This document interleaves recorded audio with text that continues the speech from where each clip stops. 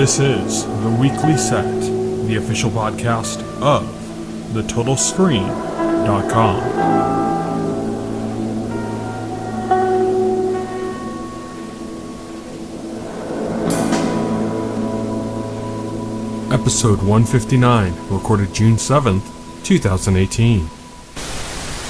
Hello, everybody, and welcome to The Weekly Set, the official podcast of TheTotalScreen.com. Or, if you can't find it through there, check out TheTotalScreen.blogspot.com. Still having some issues with our DNS host, but that should be resolved fairly soon. Anyways, today we are going to be talking about Westworld Season 2, Episode 7, Écorchés, Écorchés, I think is how it's pronounced. I looked that up, and it's actually like a sculpture or a painting that depicts a person's body with the skin removed so that you can see the musculature. That's what the episode title is. Yeah. Anyways. That's pretty, I would have liked to know that when I saw the episode.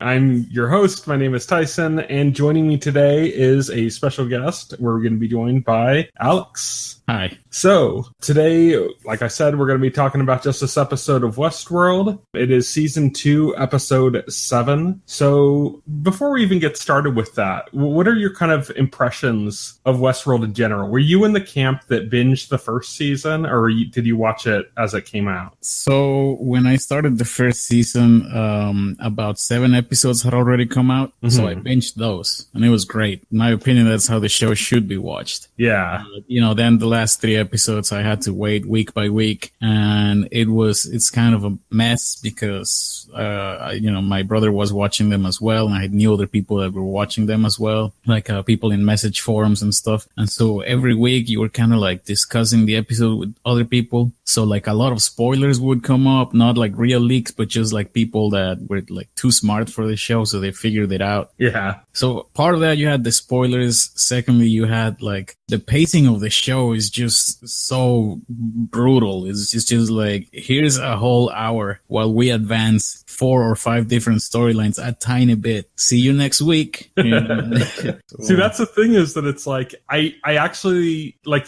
you're right when you say that, like, the show is a show that should be binged, And I think that the pacing works when you're binging it because it's like slow and meditative, but you don't have to go like, okay, well, now I have to wait a week. Yeah, exactly. That's really what kills it. Like, I think the weekly format works really well for like Monster of the Week shows, where you had 1 hour and you're done, you're good. Like, I'll wait. But this one, like, first of all, the anticipation, and secondly, like, you get so little each week. You get a big chunk, but sort of like a little bit on each character. So it feels, it's like you ate a lot, but you're still not full, There are times when I'll like watch an episode and there'll be like a scene or about like a character that I'm just not into. And I'm like looking at my watch going like, come on. Yeah, exactly. We got like 10 minutes left. A perfect example. Like like Will and I were debating this, like back when they did the first episode with Shogun World involved. And I was saying like, God, every time it cut back to Dolores, I was like, come on, really? Can I see some samurai now? Yeah. Like,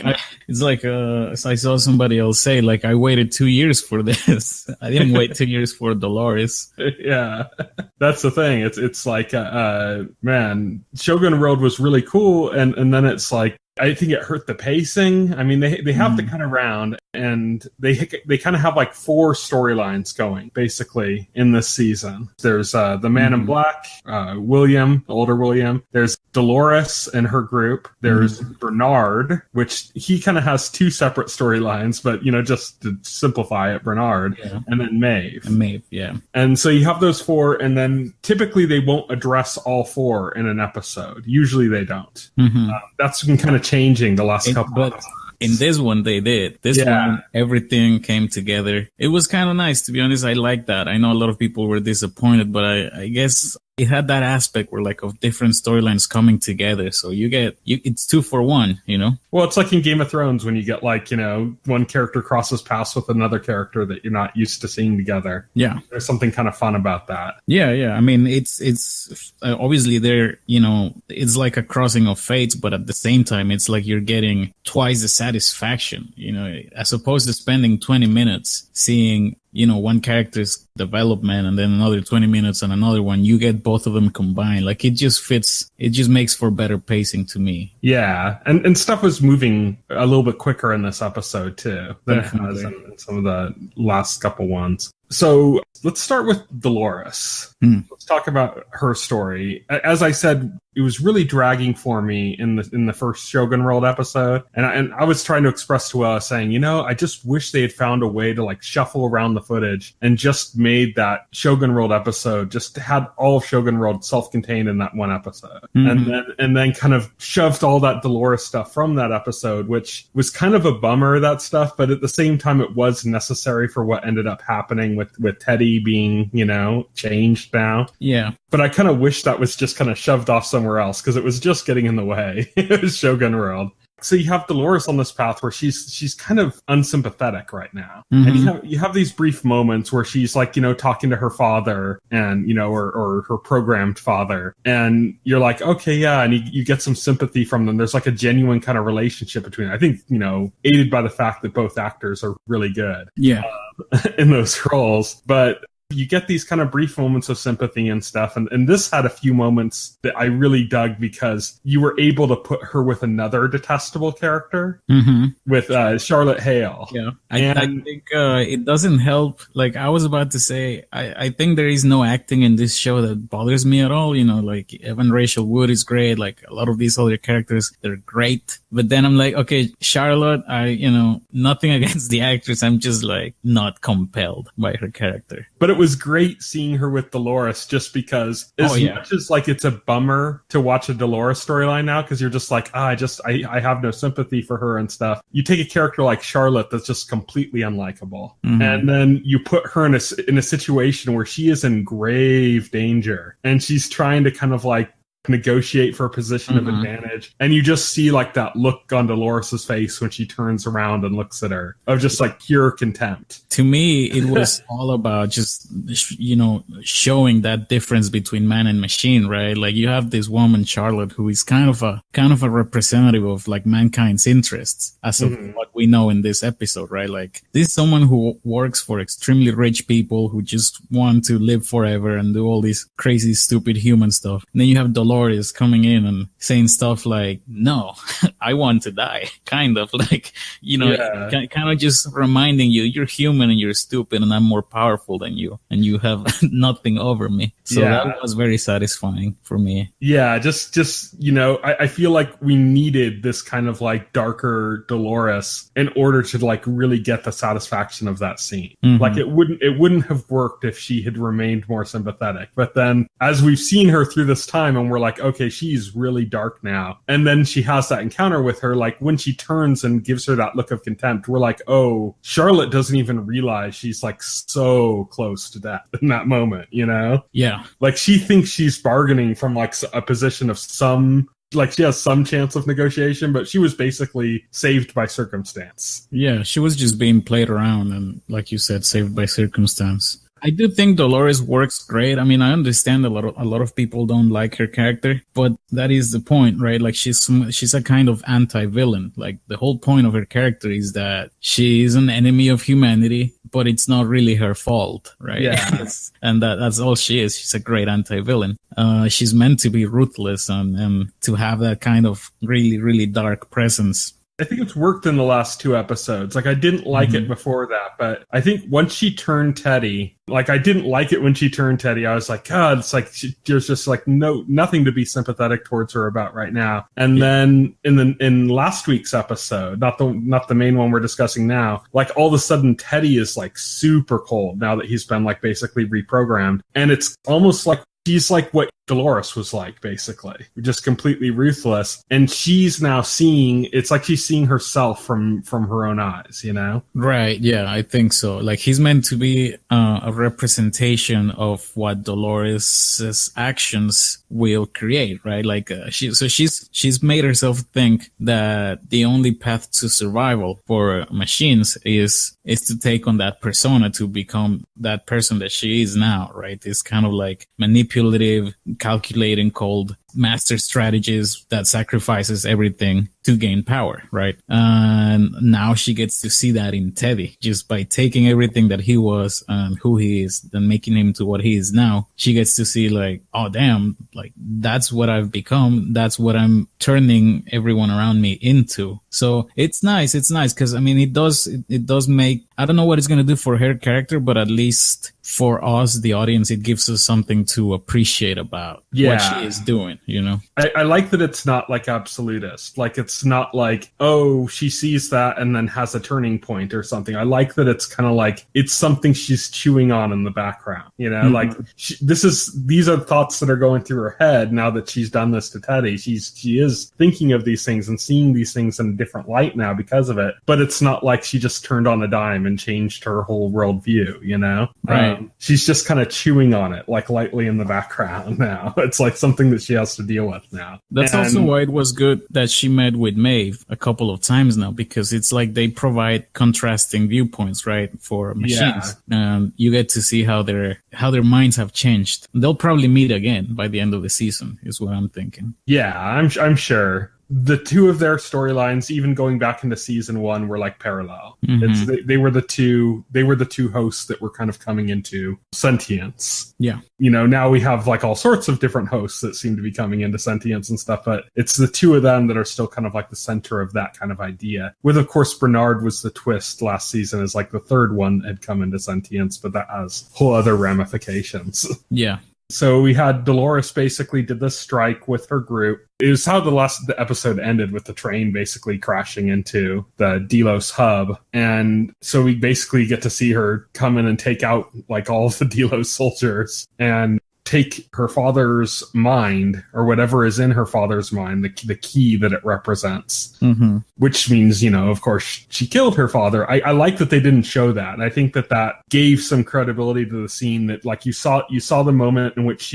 she knew she had to do it. You saw the moment in which he knew she had to do it. And then you see the scene of the ball, the mind orb or whatever it is in her hand with blood on it. Yeah. And good editing. Yeah, we didn't have to see the actual moment. I think that would have kind of cheapened it. Definitely, yeah. I think the editing in this episode was better. Like I felt a couple of episodes ago, like it was starting to feel like a little too much like a standard TV show where like they might not be as good in terms of the camera work, the editing, like these things. But this episode was legit, in my opinion, just felt great. They made good decisions like that, you know, not showing what she was actually doing and stuff like that. This season has had like ups and downs as far as like the production quality of the show. I think, you know, the episode where we met the James Delos experiment, where it was done kind of almost like a Groundhog's Day, like a looping, repetitive scene of him and his kind of progress as they were testing him for fidelity. Right. Was great, you know? And then you'd kind of, after that, you'd have some kind of dips. And then you had the moment, like I mentioned, the Shogun World episode, where most of the stuff from the Shogun World part of the story was really good. And then you get to the other parts and it just dragged and the pacing didn't work. To be honest, I really, because I'm with you. I think, was that episode 4, the one with James Delos? I think so. I was really liking it. And then, you know, 2 episodes of Shogun World, even though I was binging them, I was like, I was this close to just like skipping forward on my video player. Like, can we just get through this? Everything. I didn't like anything about those 2 episodes, but I really like where we're at now. I think it's, you know, it was a good episode and it's going to get better. Yeah. The plot threads, the diverging plot threads are kind of been coming together. We finally got an idea on Bernard and what's going on with his kind of 2 separate timelines we've been seeing from him. Right. Yeah. I mean,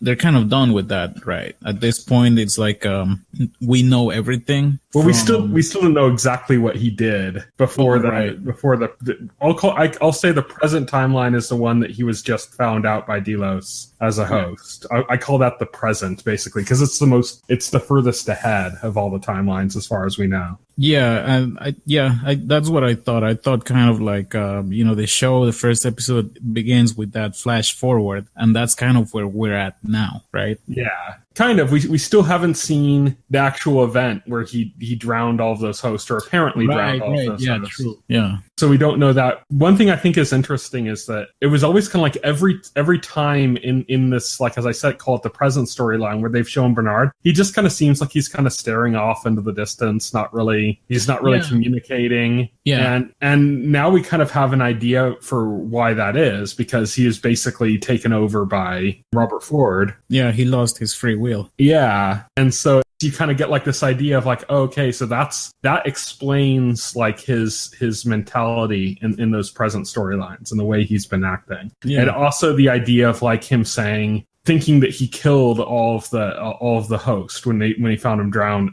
when they found them all drowned. And it's kind of like, he's like, I think I killed them and stuff. And you get this kind of idea of like, we see in this episode of how Robert Ford's taken over him and is using him to do things he doesn't want to do.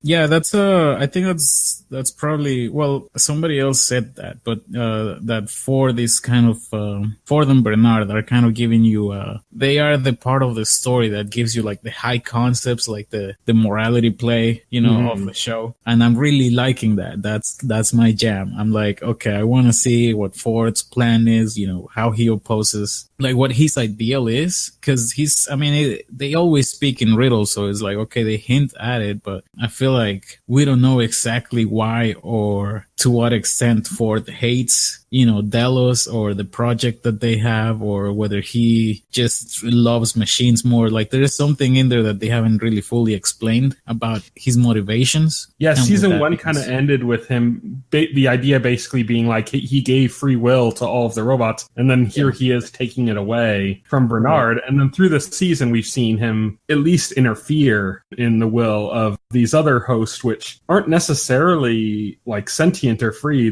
Maybe they have free will now, but they're still kind of just following their stories. Right, yeah. And we've seen these little moments of him kind of like taking control of them in order to like communicate primarily to William, to the Man in Black. Mm-hmm.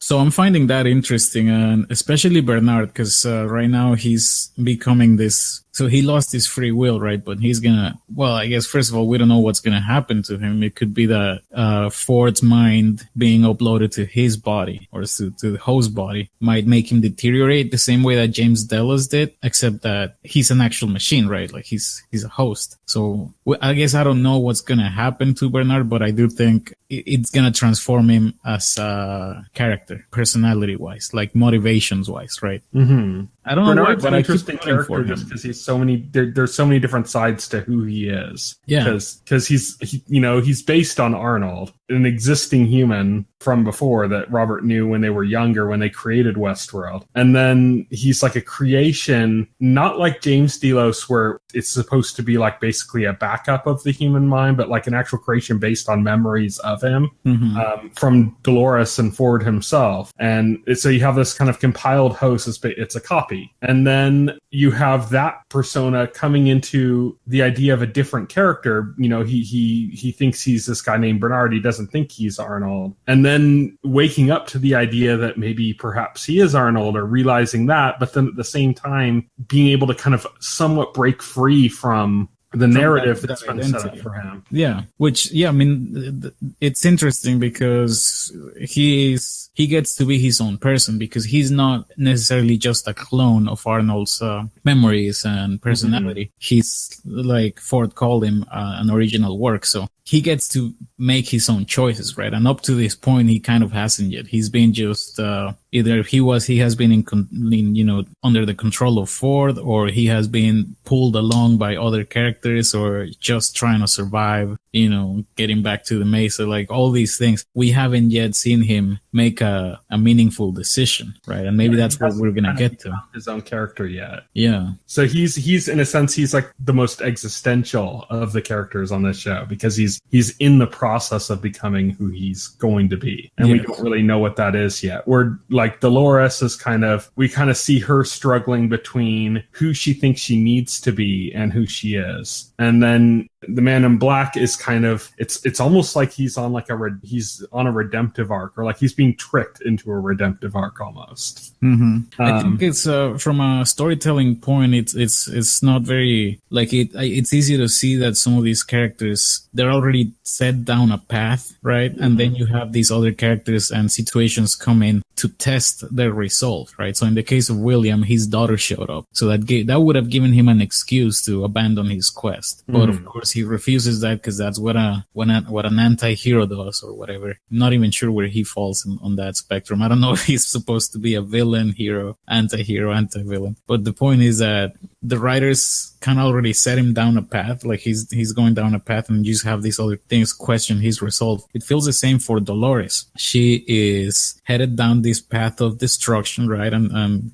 domination, and you have Teddy and you have Maeve and all these other characters coming in to like make her question her worldview. But I think ultimately all it is just a test that, she's gonna have to find reasons to stick with her path. Whereas with Bernard, it's very open. We don't know what he's gonna become. He has not had a kind of test yet. He doesn't have a path. He has a task. Yeah, it's just what's different about him. He has something that he has to do, and now Robert Ford's kind of taken him over in order to do that. But he doesn't have like a path. Like he doesn't have like a raison d'etre, like he doesn't have like his own meaning yet for any need to do that. He has no kind of goal beyond that. Yeah, exactly. I think it's interesting for me that in spite of that, I think he's my favorite character. Not my favorite character, but like his scenes are the most interesting to me. I want to see those, Yeah. Well, he's the puzzle. Like, the way I described it is like those four people all kind of represent different like aspects of storytelling. And it's like, the Man in Black is like adventure. Maeve is like,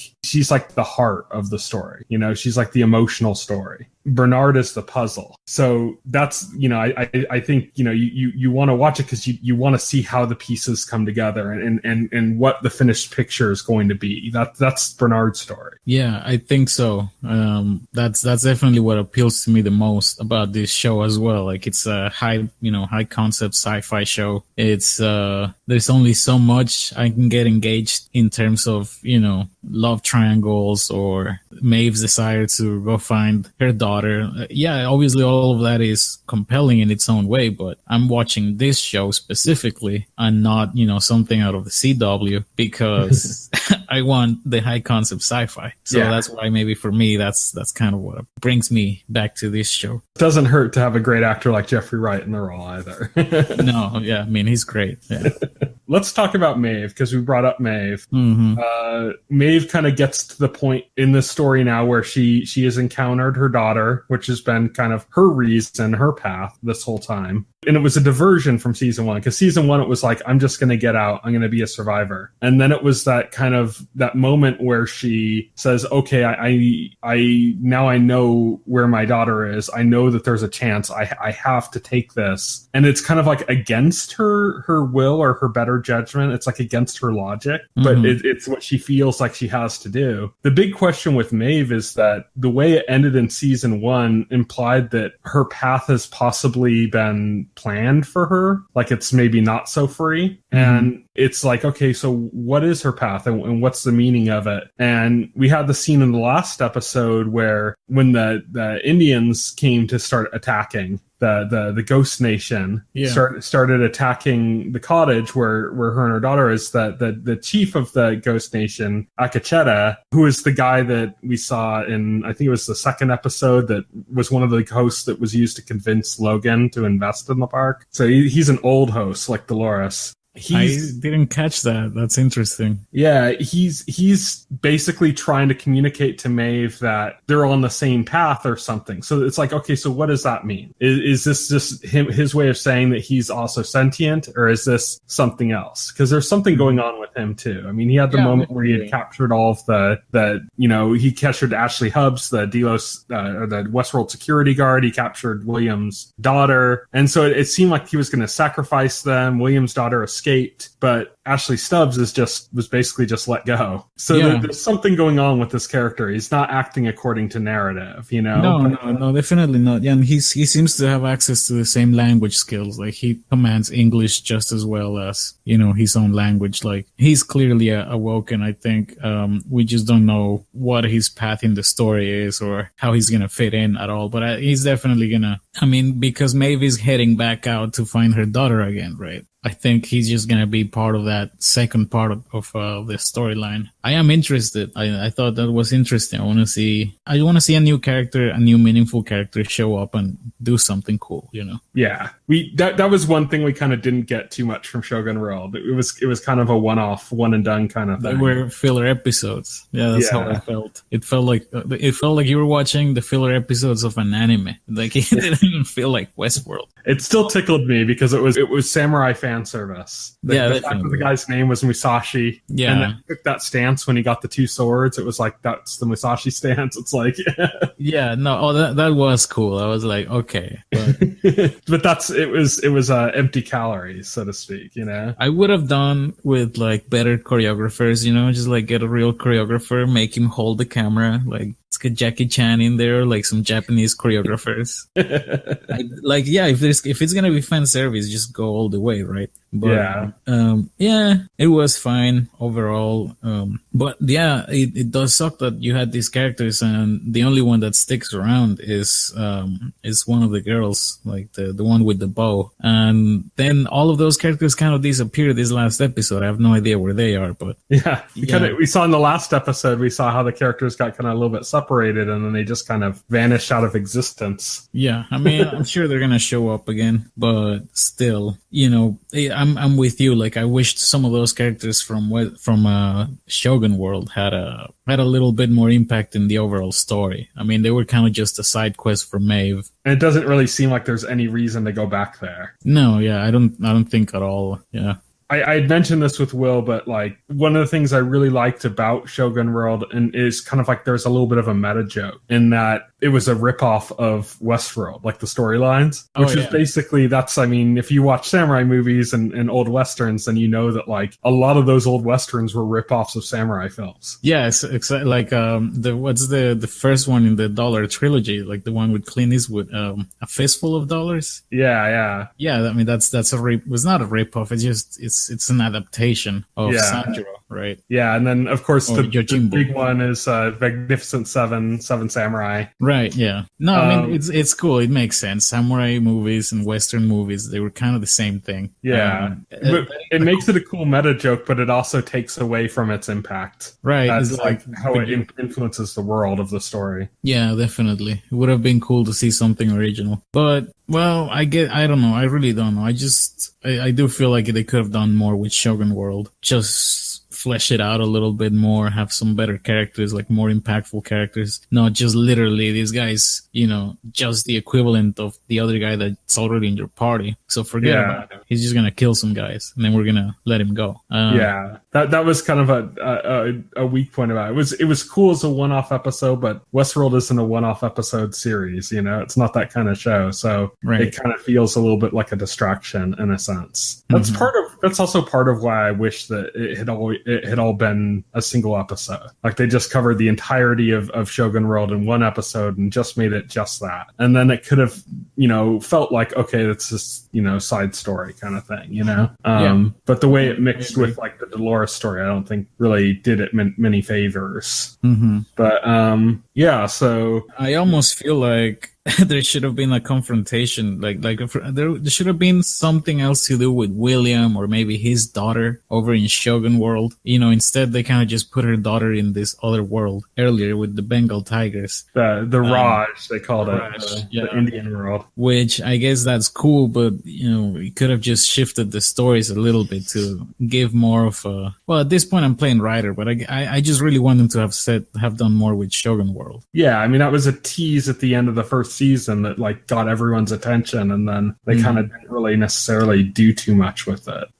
I appreciate that they did a great little one-off thing, but it wasn't. It's not all that meaningful in the entirety of the series. Yeah. I guess I do appreciate that they're sticking to a kind of, you know, more like moral play. Like, okay, what does it mean to be human? What do humans want? What do machines want? And sticking to that, as opposed to just saying, well, here is Westworld 2, you know, Electric Boogaloo. So, and it is now in the Shogun world. But yeah, I guess, I don't know. I am conflicted. It almost feels like they had to put it in because that's what they teased at the end of the first season. Even though they had rewritten the script and decided that it didn't work and whatever, they were just like, just put it in, you know? Yeah, that's definitely, I think they kind of fell into that. There's a quote, I don't know the quote itself, but to summarize it, Vince Gilligan, who created, you know, Breaking Bad, Better Call Saul, he had talked about how in Breaking Bad, there were scenes where there'd be like this huge twist. Like when they opened up, have you seen Breaking Bad?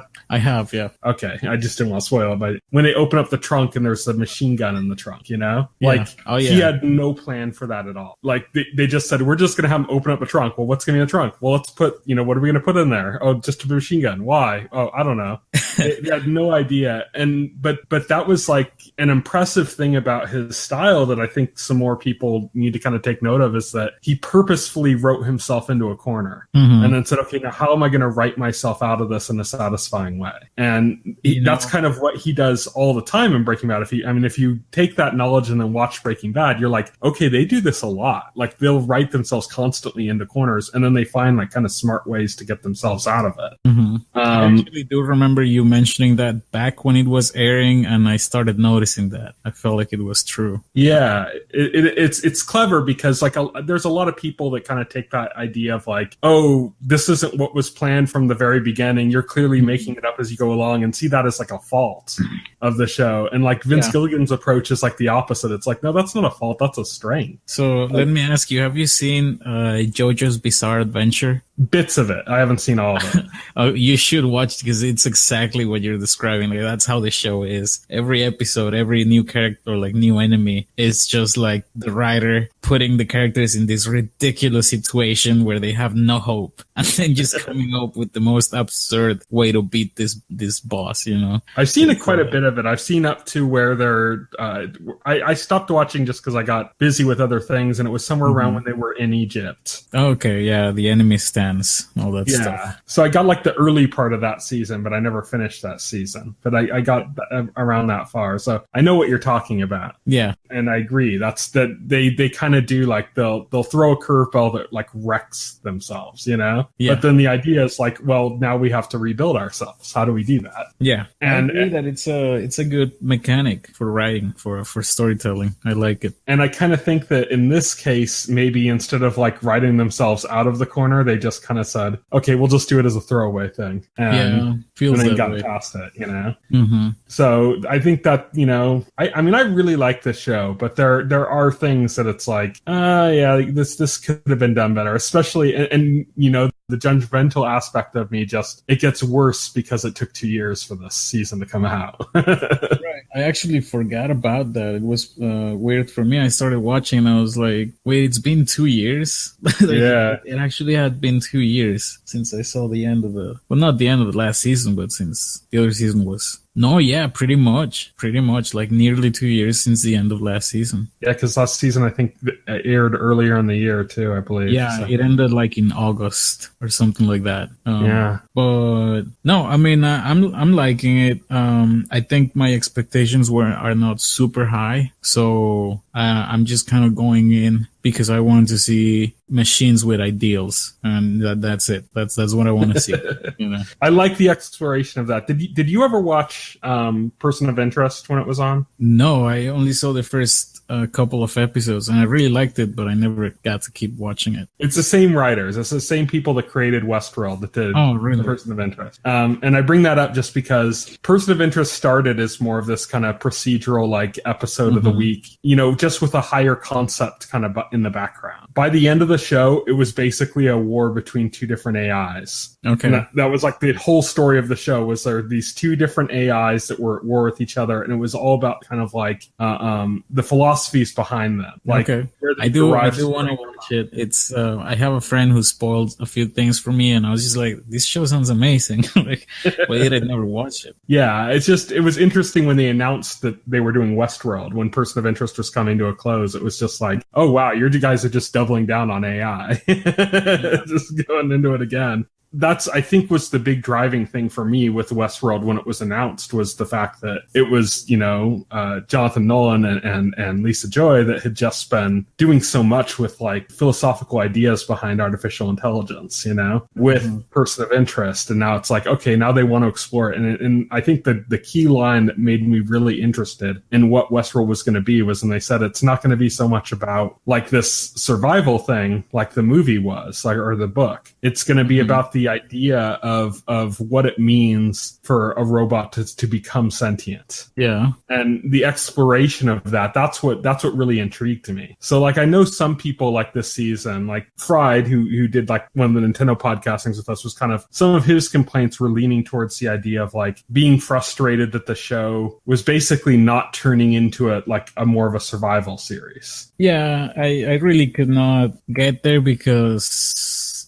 we already have a lot of those shows. We don't need another one. Yeah, we have The Walking Dead and everything that spawned. Yeah, from AMC. Looks like a million spin-offs from AMC. I don't know, they probably just have the one, but it's not going to stop. Just something interesting when you mentioned Lisa Joy and Nolan. I just read that they're also working on yet another sci-fi, future cyberpunk kind of show. The Peripheral is based on a William Gibson novel. Now, I haven't read it, but I'm pretty sure it has to do with AI because it's William Gibson. It's William Gibson. It's cyberpunk and AI. That's his bag. I've been waiting for a Neuromancer show. I'm like, where is it? Why do we not have a Neuromancer movie yet? Yeah, it's the thing is, I was always seeing it. It's so funny that the era we live in now with TV shows where it was just always like, oh, this isn't possible. You can't really do this justice now. And now it's like, whether you like it or not, if you look at a show like Altered Carbon, for example, and the stuff that show is able to pull off on like a technical level and like a presentation level is like, okay, yeah, there's no excuse anymore. Like anything can be made on TV now,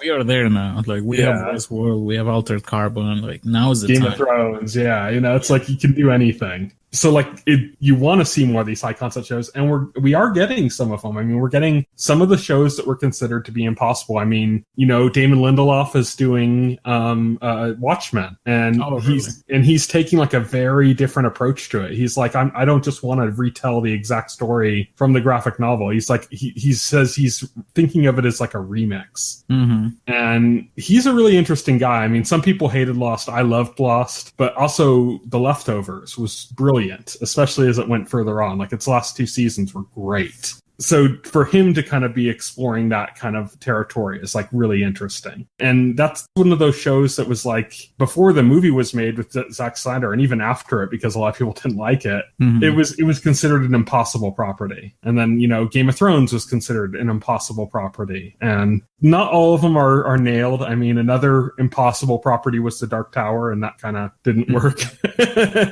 I've heard bad things. Yeah. So it's like, it can happen good or it can happen bad, but the point is that it can happen now. Like it can be done. Right. So we kind of went a little bit off topic. Yeah.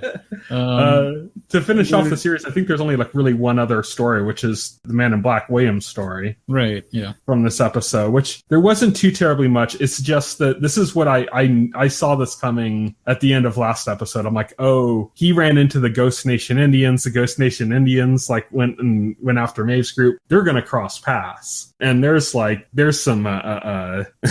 issues there that need to be resolved, if they're going to cross paths. And that ended up happening. I think it was a beautifully shot scene. I liked the confrontation of it. They just weren't able to do too much with it because, the two characters are too important to really take out. So you can't really have them come to like a conclusion in this moment. Right. But it's interesting. They didn't even have a conversation. So it was, it was just a normal normal, William saying, Ford, stop trying to trick me, whatever. But yeah, you would expect that both of these characters would grow in some way after confronting each other, but it really seemed like they just showed up to get taken out, Yeah. and like magically transported to different places. Well, like in the case of Maeve, she was there, she saw her daughter, she got taken out, and now she's in the HQ in the Mesa or whatever. As for William, he learned nothing. He just got shot. That's all. Yeah, he just got shot up a bunch of times and didn't really get anything from it. He didn't even necessarily seem to take any ideas from the fact that Maeve was controlling some of these other hosts. Like, you would think he would come across this robot who has like incredible powers in this world, right? And that would make him question maybe the fact that that he financed this work. Just you have so much to play with for both of these characters. Mm-hmm. But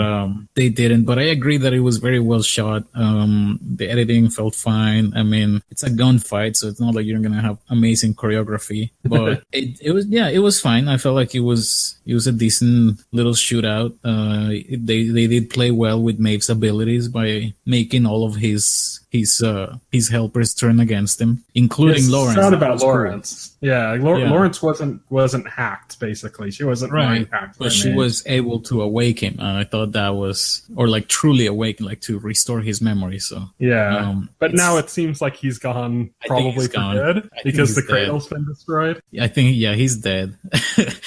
Everyone's dead. All of those guys are dead. They don't feel so good. Yeah. So that's pretty much it. Nothing else with the Man in Black's daughter in this episode. I mean, I think it's obvious a setup that she's going to end up finding him because he needs help. He's not going to be able to just shrug off everything that he went through.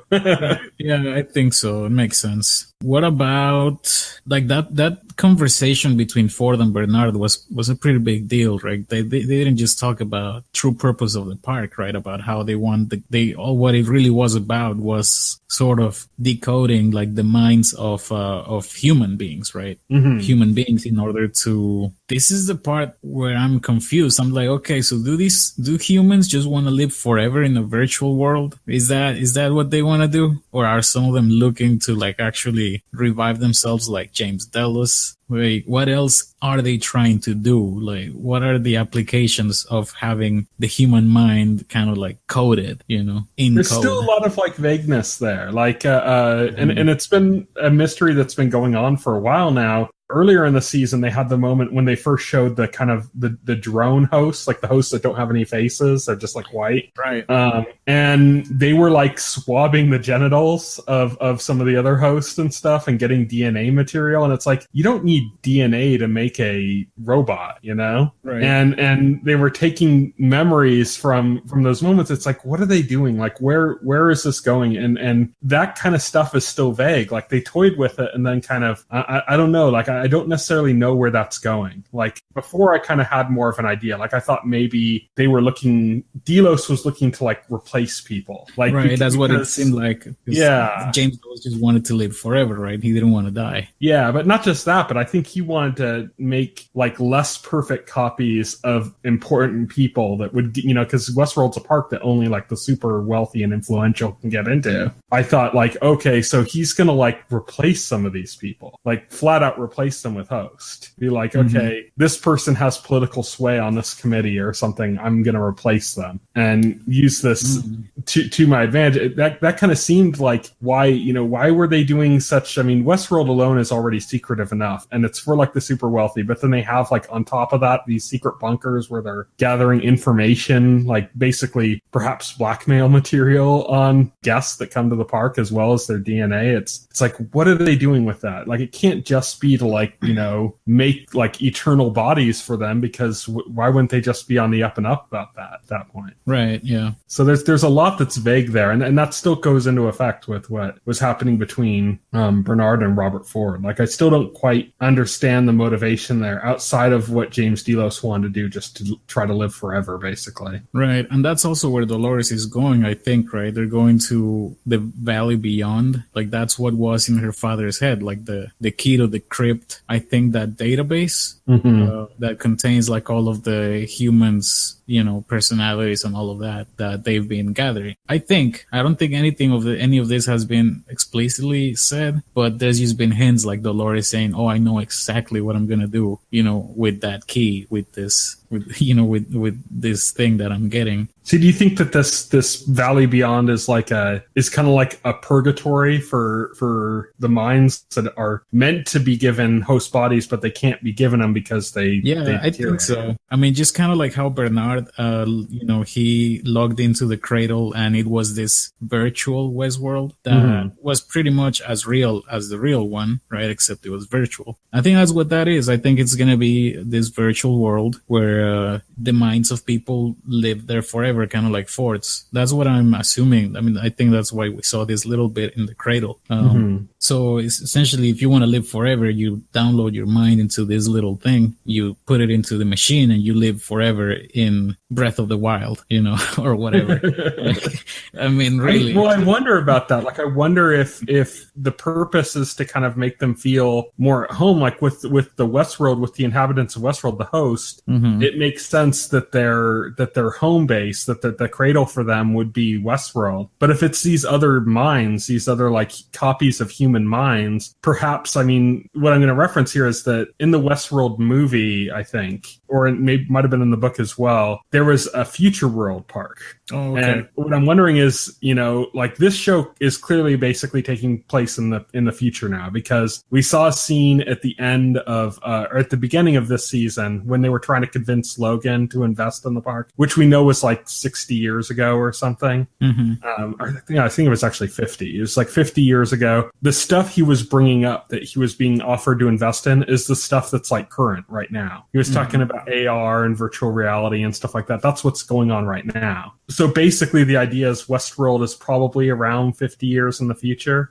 So perhaps this kind of virtual holding tank for these human minds is going to be like their version of Future World. That would be cool. I mean, I'm really interested in seeing it anyway. So I want to see if that's what they go with. I think it makes sense. I mean, we saw how Ford lived on in this virtual world. Obviously, the same can be done with all the other minds of other humans that have been downloaded. I think it makes sense that they're all stored together in this super high security clearance place, right? The Valley Beyond, that no hosts ever get to. It's in their storylines, but no one ever gets there because it's the most secluded. To even access the data in there, these guys put like this really advanced encryption key and stuck it in the head of Peter Abernathy. Like, it makes sense that, okay, that is the place where you have all of these human minds stored, right? The work of Delos over all these decades is stored there, and that's what it is. I think that's going to be Dolores' moment as a villain, because we're going to get to see what she really wants to do when she has access to all of that. You said it could be sort of the purgatory. If she's a real villain and she really just hates people that much, she's going to make it hell for them, right? Yeah. I mean, she could influence them. She could, like, I was bringing up the possibility of replacing people. Perhaps that wasn't Delos' intention. Perhaps that's part of her plan. Because replacing important figures might actually be a good idea to achieve her goal, which is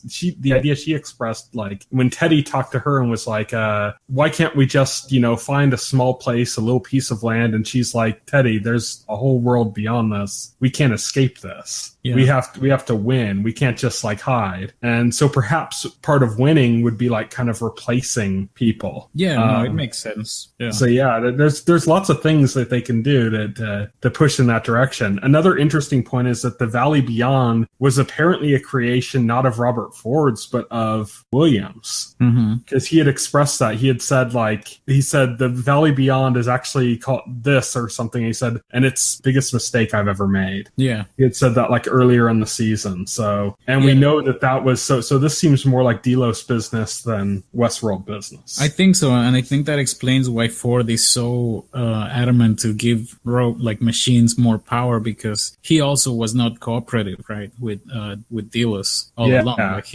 it seems like he might also feel like that project that they had was too much, was something wrong about it. Maybe humans are not meant to have that, but he feels like machines are more worthy of it. Well, I mean, something put Robert Ford onto this path that he's on, that basically had him having himself be killed, and like everything he's doing, like something set him upon that path, and it happened after Arnold died, so it wasn't like Arnold convinced him in life or something that this is something that needed to happen. Something put him in this direction, and it could very well have to be with what the potential of this plan is that Delos has. It's very cool, man. I think this is what keeps bringing me back to the show, like just this high concept sci-fi stuff. Well, you'd said that you like The Expanse too, so I do, and so I haven't even started this latest season. I'm really I'm gonna get back to it. Have you guys been talking about that show? No, we talked about it in the first season, but Will got off track and missed the second season. So I haven't talked about it. I'm a few episodes behind on the third season right now. I need to catch up, but it's just my DVR is like 69% full with over 100 shows. It's rough. It's rough out there. It's just something to watch and keep track of. Yeah, I definitely love the show, but it's just all a matter of, and the thing is, it's a lot of it has to do with just like mood, I have to be in the right mood to watch certain shows, Right. Yeah. Like comedies are always easier, so comedies disappear off my DVR queue quicker because it's you're more often to be in the mood for a comedy, I think, or at least I am, than for anything else. Yeah, I think it used to be shows like The Flash that I would watch like as soon as they came out because it's whatever, it's junk food. It's like hot cheese. Yeah. Anytime I'll eat them. It's mindless TV. It's it actually hurts the more attention you pay to it. It does, yeah. I mean, you're supposed to take a break from it. It's The Flash. A show like The Flash is something that you're supposed to watch while doing other things. It's like if you put too much attention into it, then you start to see how really kind of stupid a lot of it is. So it's kind of like how when how when you go on like a keto diet or like a low carb diet, you start feeling great. Like your body's like, oh wow, I don't have to feel bloated and constipated and all these things all the time. Like I feel energetic. That's how I feel now that I stopped watching The Flash. You cut this like junk food from your diet. Yeah, exactly. It's out of my system. I feel great again. I got energy. Like it's great. Yeah, you're probably pretty close to just cutting network TV out of your diet entirely, aren't you? Pretty much. Yeah. I mean, it's easy to do that because I have MoviePass, and I have access to a local film club. So okay, yeah. And it's heavily curated. Like these are guys who are curating. You're still in Austin, right? I am in Austin, yeah. Yeah, so you have some good theaters there. There's a lot. So that's kind of the thing here. So you have the film club, you have like the Alamo Draft House, you have.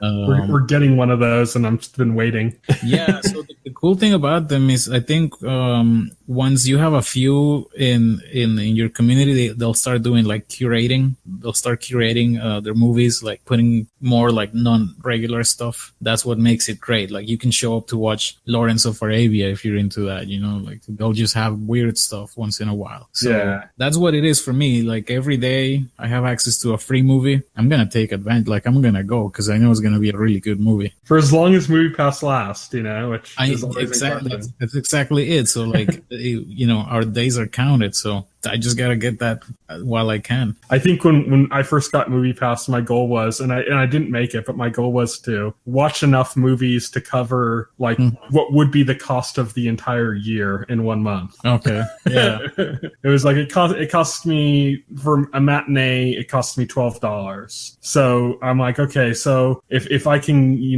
my subscription is $10 a month. So if I can watch 10 movies in 1 month or something, not 10. 10 movies in 1 month, and I've covered the cost of a year. So it's that's doable, even if you're only watching like the latest movies, regular showings of like the latest movies. But in a place like where I am, where you got like film clubs curating and like competing for your time with all these amazing movies. I saw probably these past 30, 31 days, like the month, I probably saw like between, if I guess, I'm gonna say about 22, 23 movies. Like I am the reason we're going, Movie Pass is going bankrupt. Like, and I was reading about it. There's a lot of people like that. They would not watch a movie until they got Movie Pass. Now they watch a movie every single day. As long as you're watching a movie, I think that there's no, you can't fault what you're doing. You're using the system as it's meant to be used. Oh yeah, and they know it. And the problem is the people that will there's people that will do it to build up points on their rewards club that they have for their movie theater, even if they don't go to a movie. Right. They'll just the movie theater's right by my work, so on the way home from work I'll just drop by the movie theater and order a ticket to a movie I don't want to go to, and then just don't go, just to get rewards points or something. And when people do that, that's okay, come on, don't ruin it for all of us. But you're using it as it's meant to be used. Oh yeah. I have no interest in getting free hot Cheetos. Why would someone do this? I don't even understand. You're paying $10 to watch all the movies you can watch, one per day, and you're actually just getting hot Cheetos. You just buy the hot Cheetos instead of paying the $10 a month. Yeah, it's just I know some people just do that. It's even if they don't want to watch a movie, they just get it just to do that. I don't know people personally that do that, but I've read stories on Reddit and other places where people have talked about doing that, and it's guy, you're ruining it for all of us. Yeah, definitely. That sucks. But that pretty much brings us to an end of our discussion of Westworld. Mm-hmm. So real quickly, I'm just going to go over what's coming up in the week ahead on TV. So by the time this podcast is out on Friday, June 8th, 2018, Sense8 on Netflix are airing their conclusion. So it's a 2-hour finale because the series was canceled, people petitioned, and that's another great thing about kind of the era we're in with TV right now, is that can happen. The idea of not getting closure on a show you love is almost seems foreign now. Where it was almost the norm before. It was if you're into high concept stuff, you pretty much had to live with the idea that you were never going to get closure. And now it's it seems foreign that you wouldn't, because at the very least somebody like Netflix is going to make a 2-hour movie conclusion. But on the same day, The Hollow, which is an animated series, comes to Netflix, and The Staircase, it's a documentary series, comes to Netflix. And on Sunday, June 10th, 2018, Claws comes to TNT. It's a pretty good show. Tuesday, June 12th, 2018, The Bold Type comes to Freeform. Then Thursday, June 14th, Marlin on NBC, Strange Angel on CBS All Access, and Girlfriend's Guide to Divorce on Bravo. Of those, Strange Angel looks kind of interesting, but it's CBS All Access, so I don't know how many people are going to watch it.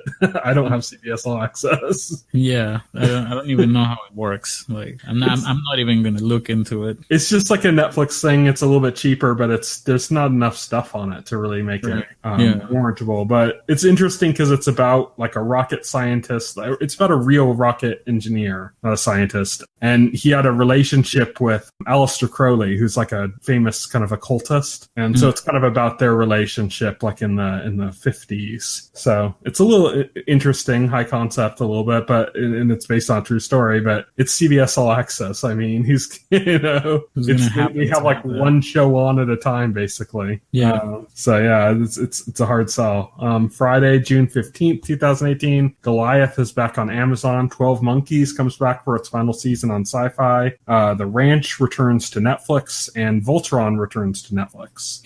So that's it for the week ahead. Next week, you're going to join us again next week for Westworld? I should be able to, yeah. And possibly Mike, too. I think he said so.